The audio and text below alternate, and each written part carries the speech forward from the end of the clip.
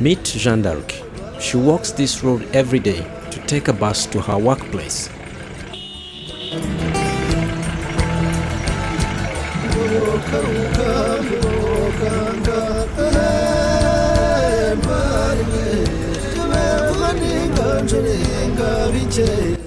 In a bus filled with people around her, she also happens to be a passionate reader most of her free time. As she reads, she equally keeps an eye on her destination. In a city found with a diversity of sounds and noises, to her, noise is less of a distraction.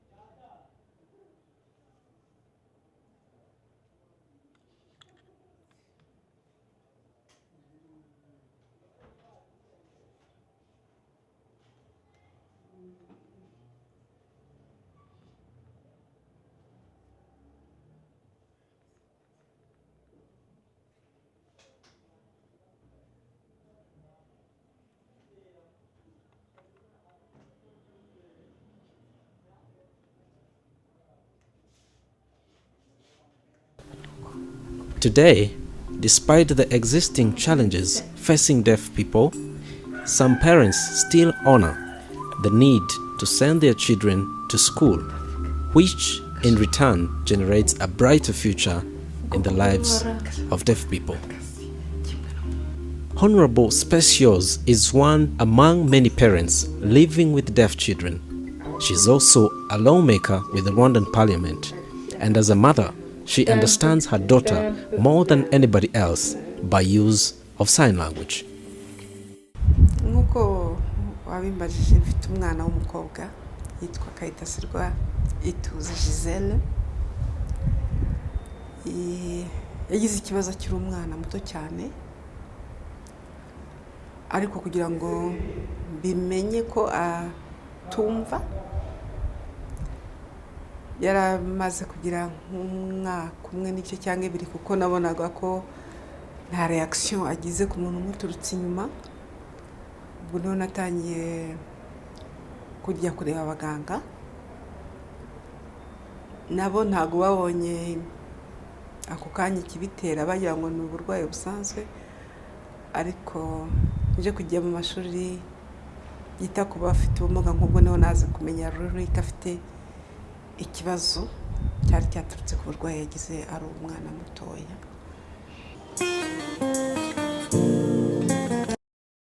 To understand the foundation and basics of sign language, our crew moved to the southern Rwanda to visit a primary school that has taught deaf children for 43 years.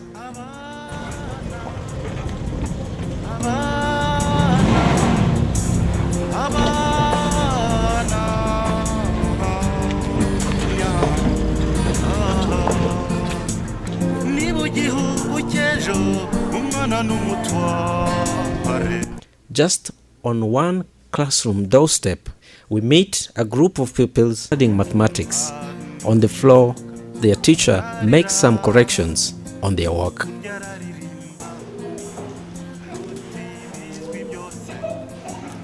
The children align the stones together, then count to come up with the answer. Apparently, with the lack of basic teaching materials, the pupils only study mathematics outside when the weather is good.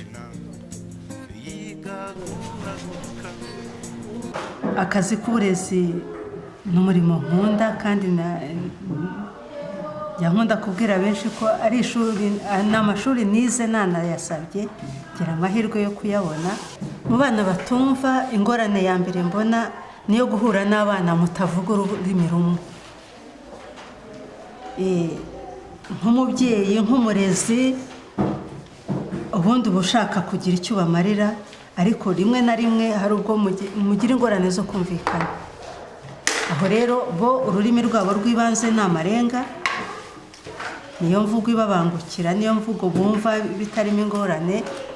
Natwe kandi abavuga mu zindimi zacu rimwe na rimwe ntituba twumvikana, bidusaba natwe igihe cyo kubanza kubimenyera, ukagira amarenga aringaniye nibura wabuzi. The journey of education is largely continuous from one stage to the next. Meet Justin and Mpore in few months. They will sit for their national exams to complete their primary level.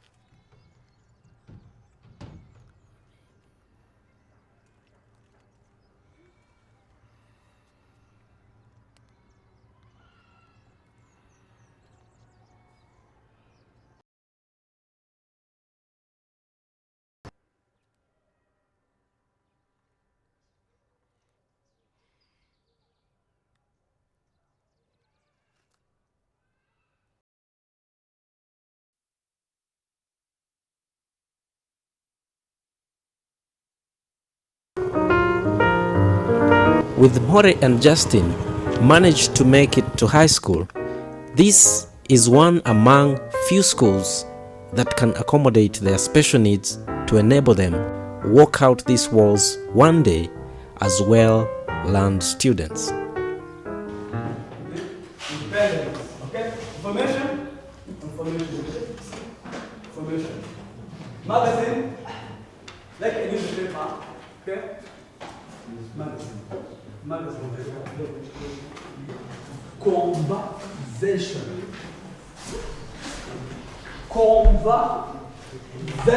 Okay? Okay?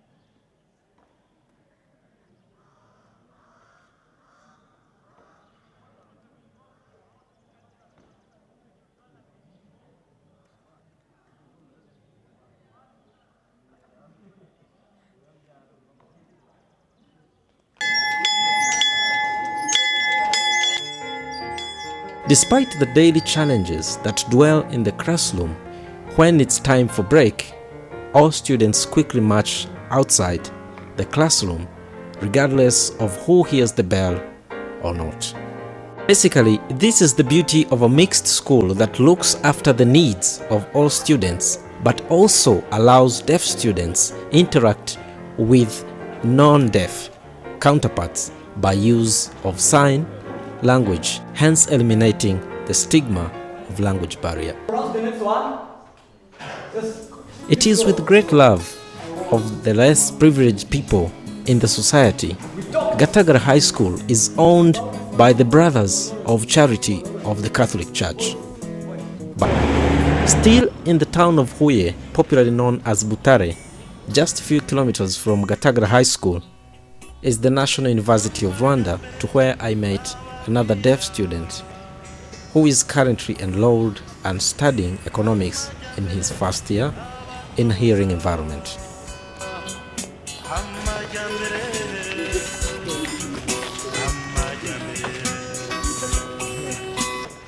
Meet Julius, a young man filled with a deep passion of learning. His personality is charismatic and loved by his peers, and this has earned him a good number of friends despite his hearing impairment.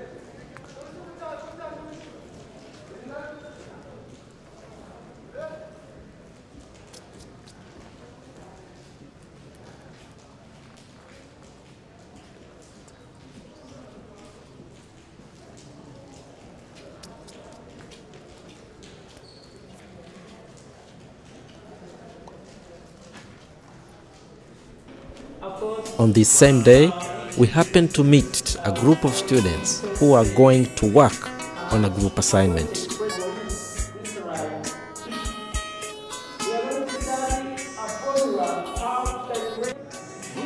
As a student with special needs, his friends and classmates take time to help him, but not always.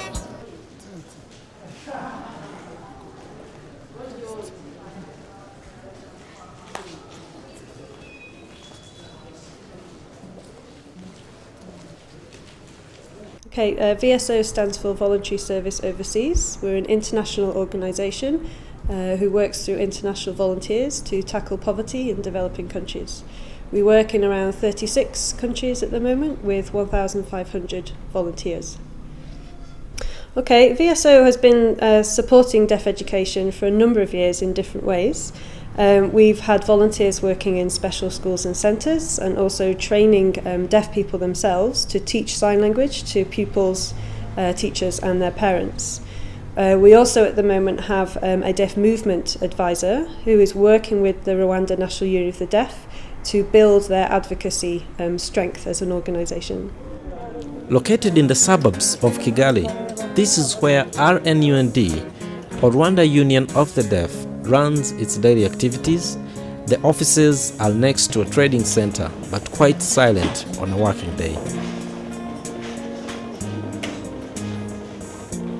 The association has been advocating and serving the deaf community for over 24 years now.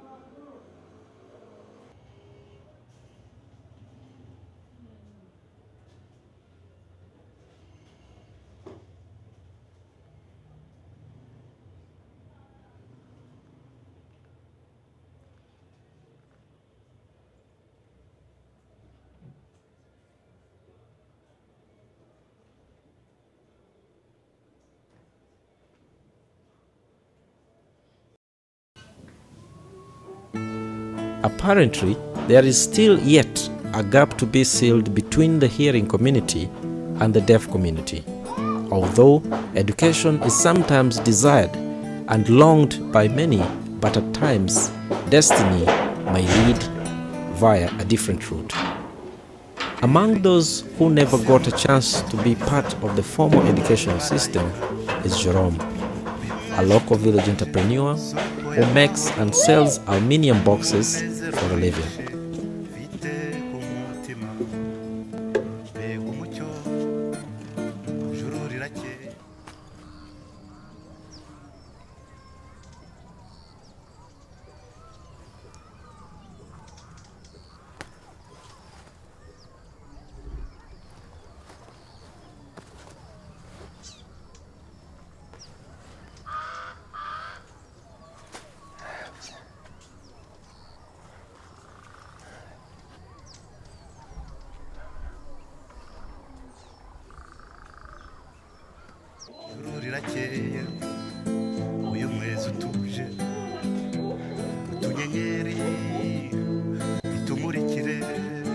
Jerome is married with one daughter, also a boss to 8 employees, all of whom are deaf.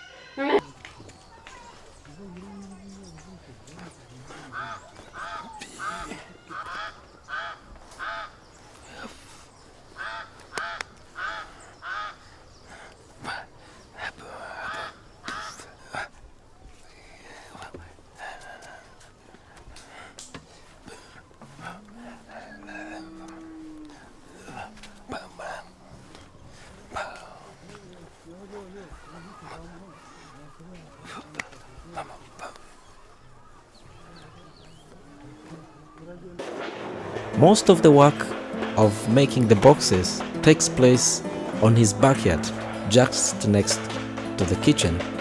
Basically, this is a workshop.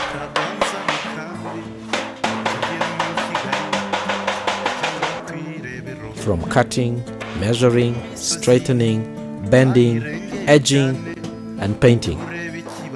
Supervising his workers, he makes sure all the assigned work match the specific orders got from his customers at the market display.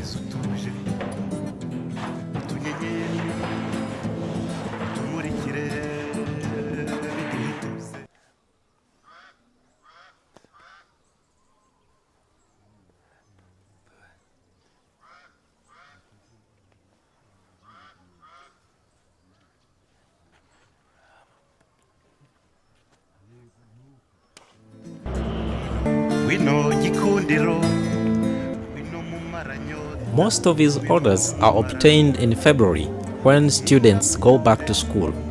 Then, between May and September, a season when many weddings take place,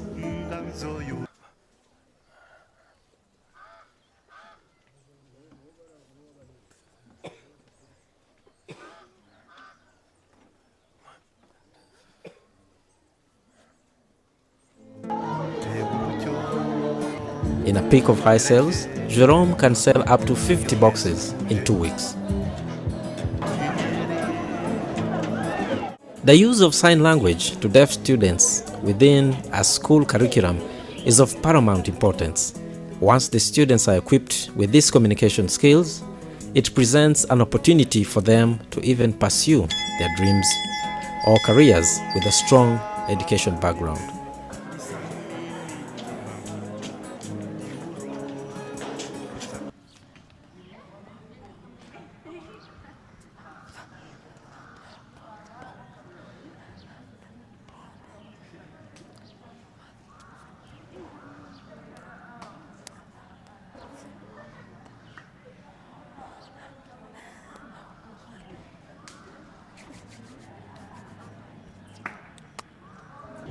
Back at R&D, Jean d'Arc hosts visitors from Kenya and Uganda as they share their experiences from their day-to-day operations.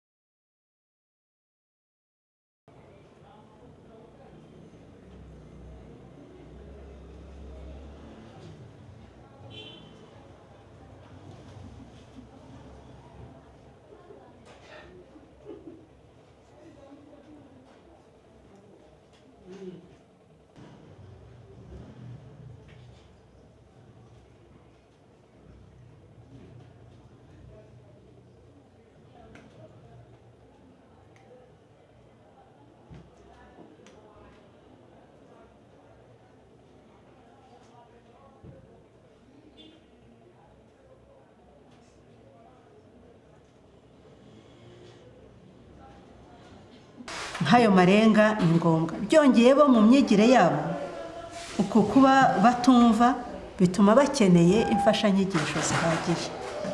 Imfashanyigisho ndashaka kuvuga nyine ko mu masomo yabo bakeneye ibyo babona, ibintu bareba, ibintu bakorakora, ibintu bakoresha ku buryo nyine kimwe wamubwiye umwana wumva ushobora kumubwira amagambo we unamubwira ibyo abona hirya no hino n'ubundi akora no hirya no hino, ariko undi nawe akeneye ko bya bindi umubwira kugira ngo anasobanukirwe ko ari byo wamubwiye murabikora. Iyo ibikoresho bihari bihagije nawe rya somo ryumva neza bihagije nk'undi wabwirwaga ibyo yumva.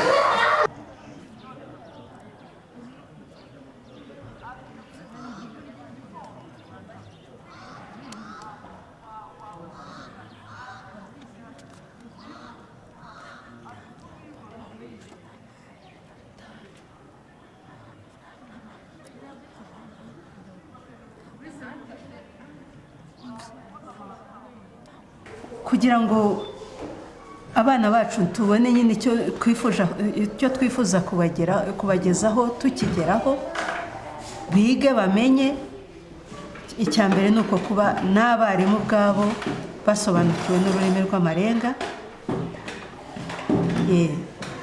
n'abandi kandi n'abayobozi bacu n'inzego z'ubuyobozi bwa leta bakaba bumva agaciro kabyo ku buryo nabo bagerageza kubimenya. Nk'uko badushyizeho sinzi niba nabyita imbaraga kugira ngo ubu abanyarwanda hafi bose bavuga icyongereza, n'utakizi birambuye ariko hari utuntu twibanze benshi bazi n'amarenga, nibura nk'ibyo byo gusuhuza, gusaba, guha umuntu ikintu, utwo natwo bakaba bamenya uko wa mwana bamuvugisha kandi uko bamwereka ko bamwumva niko nawe yisanzura. The advocacy of deaf community cannot be done by RNUD alone without the support and help of lawmakers. Umuvugizi w'abaturage ndi n'intumwa yabo bafite ubumuga, nk'uwize sociale ndabikurikirana uko bimba ku mutima, nk'ufite umwana by'umwihariko nanjye numva azajya nkurikirana. Leta yacu iyo igiriye inama ufite na facts heraho, ndumva nanjye nzabigiramo uruhare kugira ngo habe improvement muri programme zigenerwa abafite ubumuga, by'umwihariko abana b'ubumuga bwo kutavuga no kutumva. Gisele wanjye rero ndamukunda, ni n'umukobwa mwiza cyane, mbona azabana umukwe mwiza kandi akagirira igihugu cye akamaro, kandi nicyo ushaka kugira ngo n'abandi bose bameze nkawe babe itire kuri bo ubwabo, ku babyeyi babo no ku gihugu cyabo kimwe n'abandi bazima.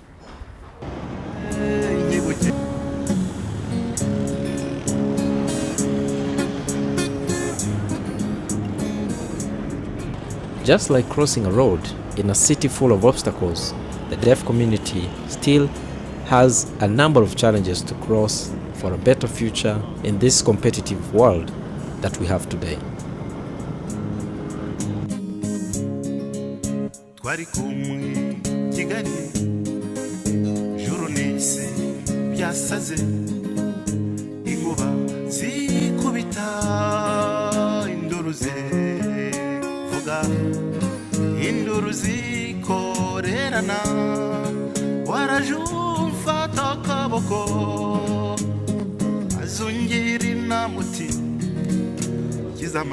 kizamagara kizamagara ihirwe ryanjye surihe se ko wantereranye nyigukeneye nyigukeneye benshi twari kumwe Kigali juru n'isi byasaze inkuba zikubita induru zivuga induru zikorerana waraje umfata akaboko azungira inamuti kizamagara kizamagara uhirwe ryanjye surihe se ko wantereranye nyigukeneye nyigukeneye